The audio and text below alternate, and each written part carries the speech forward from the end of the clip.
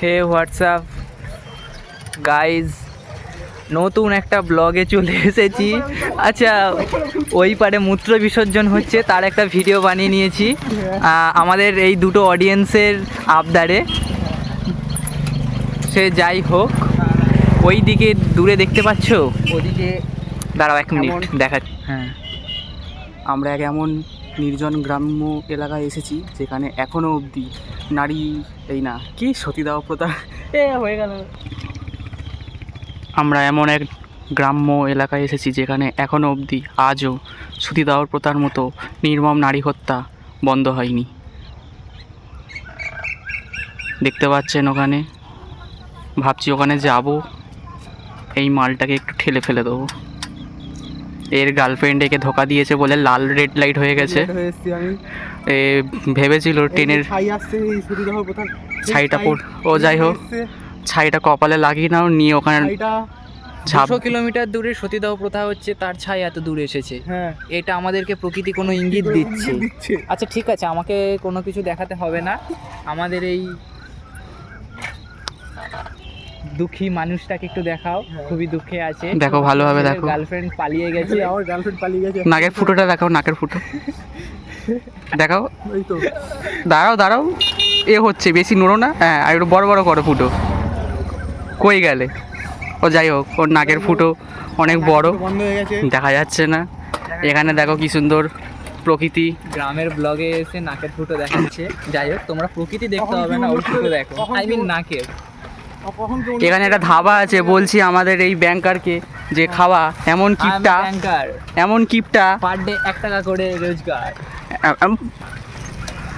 আমি কি কিছু বলছি না মুখের ভাষা, আমি কারণ ভালো ছেলে, ভদ্র ছেলে।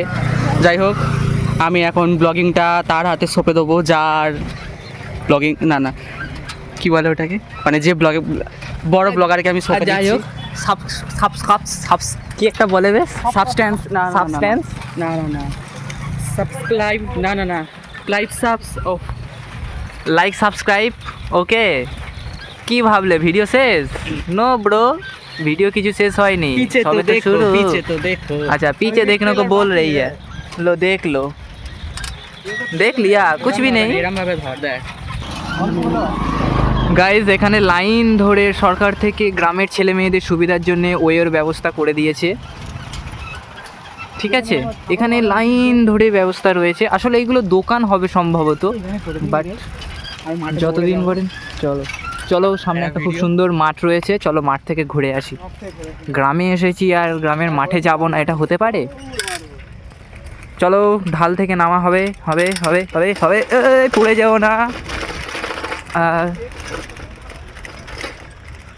বাহ, মাঠটা খুব সুন্দর, এখানের ভিউ রয়েছে।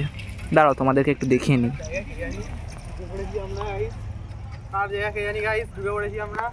আমি একটু দৌড়ে যাবো মাঠে। চলো, কে কত দূর দৌড়তে পারে আমাদের প্র্যাকটিস হবে। এক্ষুনি ডিসিশন নেওয়া হয়েছে। দেখো, এখন যেহেতু সতীদাহ প্রথা, আমরা তো মজা করে বলছি, বাট এটা রিয়েলি কি হচ্ছে আমি তোমাদেরকে বলি। যারা হয়তো গ্রামে থাকো তারা জানো ব্যাপারটা।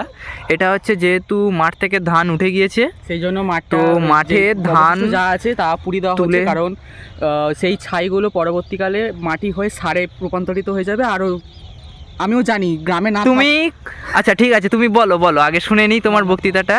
আমিও গ্রামে না থাকলেও এইটুখানি বিবেক বুদ্ধি আমার অ্যাটলিস্ট আছে।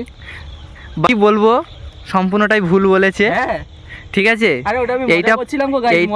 এইটা পোড়ানোর হলো যে আসল কারণ হচ্ছে এই জিনিসটার কোনো কাজে লাগে না, আর এইটাকে যদি কেটে তুলে আবার এক জায়গায় ফেলতে হয়, এইটাকে আড়া বলে। ঠিক আছে, আবার নাড়াও বলে। জিনিসটা হচ্ছে এই জিনিসটাই পোড়ান। আরে ভাই, ব্লগের একটু বলতে দে।